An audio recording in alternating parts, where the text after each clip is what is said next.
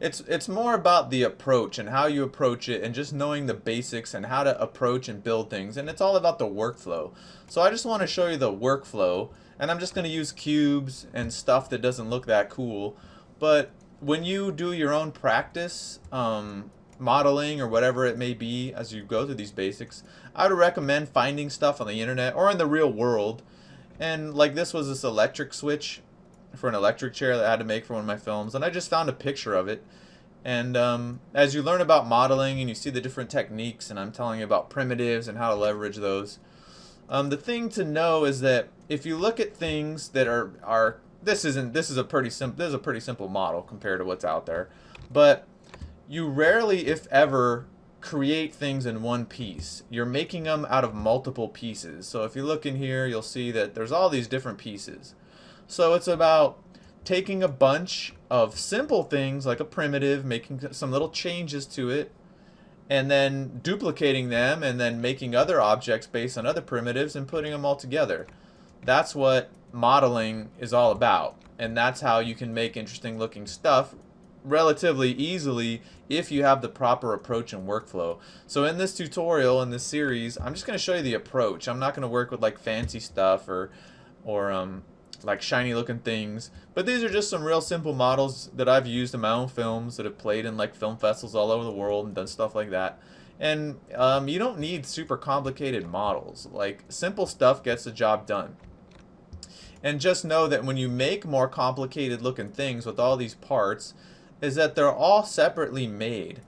So it's kind of like those cooking shows, you know, where they show you like some advanced recipe at the end and they already have all the different ingredients pre-prepared. So that's what you're doing.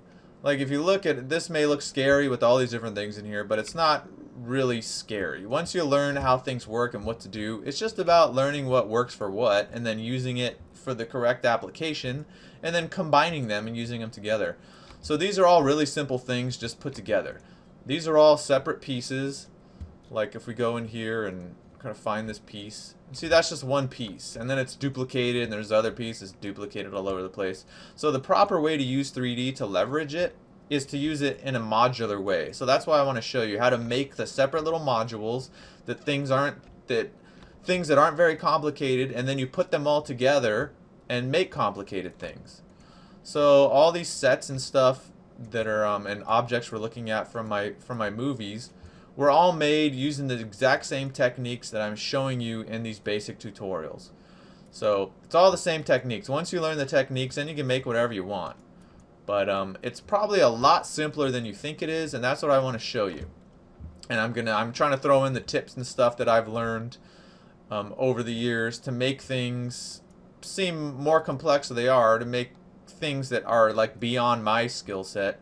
So the things that I've learned to make things that look really complex or cool but are actually really, really simple. So it's just learning the basics and learning how to put them together and learning a proper workflow so you don't get overwhelmed.